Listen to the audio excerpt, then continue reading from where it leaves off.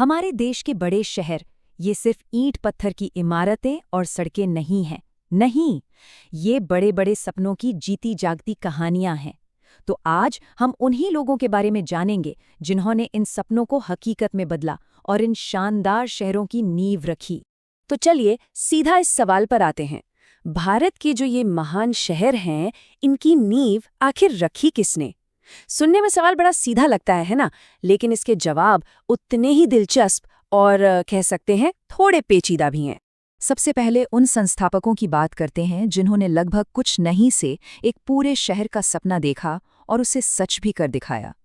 ये वो लोग थे जिनमें एक अलग ही दूर की सोच थी, जिन्होंने एक बंजर जमीन में भी भविष्य की सुनहरी तस्वीर देख ली थी। जरा सोचिए, 17वीं शताब्दी और 7 दलदली द्वीप, मतलब एक ऐसी जगह जहां बीमारियां फैलना आम बात थी और जिंदगी बहुत मुश्किल थी। ऐसी जगह पर एक सपनों का शहर बनाने की कल्पना करना भी अपने आप में बहुत बड़ी बात थी। लेकिन एक शख्स थे, जेरल्ड ऑन्जियर, जिन्होंने ठीक यही कर दिखाया। तो ऑन्जियर की जो नीतियां थी ना, वो उस जमाने के हिसाब से बिल्कुल क्रांतिकारी थी। उन्होंने व्यापारियों को पूरी सुरक्षा और धार्मिक आज़ादी का वादा किया, और इसका नतीजा तो बस हैरान कर देने वाला था। एक दशक मतलब 10 साल से भी कम में बॉम्बे की आबादी कहाँ 10,000 थी और कहाँ 60,000 हो गई। मतलब सीधा 6 गुना की बढ़ोतरी। कमाल है ना? लेकिन देखिए, ऑन्जियर का सपना सिर्फ एक अमीर बंदरगाह बनाने तक ही सीमित नहीं था। उनका सपना इससे कहीं बड़ा था। वो एक ऐसा शहर बनाना चाहते थे जहां अलग अलग धर्म और नस्ल के लोग शांति से एक साथ रह सकें, और यही सोच आज के मुंबई की उस महानगरीय आत्मा की नींव बनी। किसी एक शक्तिशाली विचार के दम पर शहर बनाने का ये सिलसिला सिर्फ बॉम्बे तक नहीं रुका। एक ऐसी ही गहरी आध्यात्मिक सोच ने जन्म दिया अमृतसर शहर को। चौथे सिख गुरु रामदास जी ने एक पवित्र सरोवर बनवाया जिसे नाम दिया गया अमृतसरस, यानी अमृत का सरोवर। और बस इसी तरह शहर का नाम और उसकी पहचान उसके आध्यात्मिक संस्थापक के इस पहले महान काम से हमेशा हमेशा के लिए जुड़ गई। अच्छा, लेकिन तब क्या होता है जब कोई शहर पहले से ही मौजूद हो? चलिए अब थोड़ा आगे बढ़ते हैं और ये देखते हैं कि कैसे कुछ संस्थापकों ने पहले से बसी बसाई जगहों को एक नए दौर के लिए फिर से एक नई पहचान दी। आगरा इसका एक बहुत ही बढ़िया उदाहरण है। ये एक ऐसी जगह है जिसके 2 इतिहास हैं।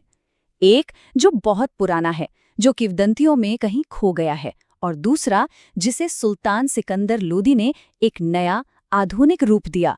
तो भले ही प्राचीन आगरा की कहानियां हमें महाभारत के समय तक ले जाती हों, लेकिन 1504 में जब सिकंदर लोदी ने इसे अपनी सल्तनत की राजधानी बनाया, तब उस आगरा की नींव रखी गई जिसे आज हम जानते हैं।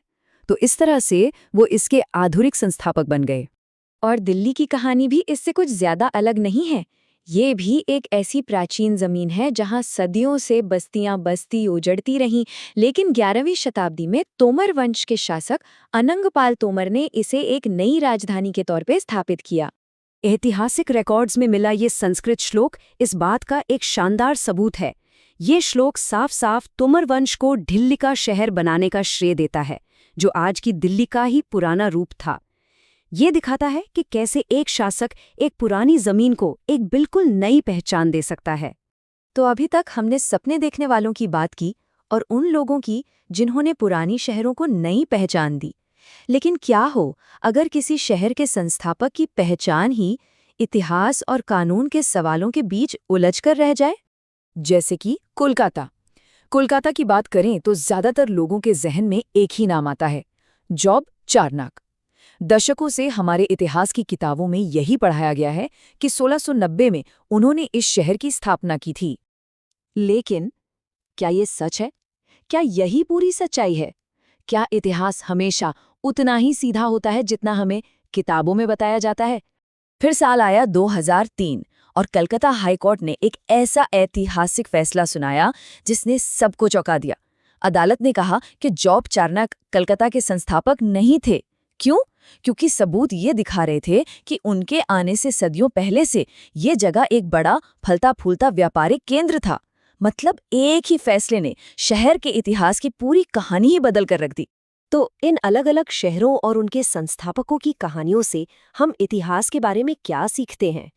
ये हमें यही बताता है कि एक शहर की नींव रखना सिर्फ जमीन पर इमारतें खड़ी करना नहीं होता, ये एक पहचान को गढ़ना होता है। हमने 3 तरह के संस्थापक देखे। पहले, दूरदर्शी, जैसे जेराल्ड ऑन्जियर और गुरु रामदास, जिन्होंने एक विचार और एक सपने के दम पर शहर बना दिए। दूसरे, पुनर्निर्माता, जैसे सिकंदर लोदी, जिन्होंने पुरानी जगहों को नई पहचान दे दी। और तीसरे, विवादित व्यक्ति, जैसे जॉब चार्नाक, जिनकी कहानी समय और नए सबूतों के साथ बदल गई।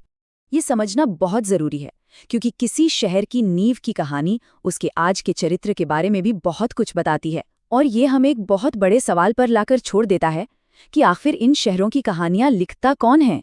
क्या वो शासक जो नींव रखते हैं, या फिर वो इतिहासकार और अदालतें जो सदियों बाद उस कहानी को फिर से खोजते हैं और फिर से लिखते हैं? इस पर सोचिएगा जरूर।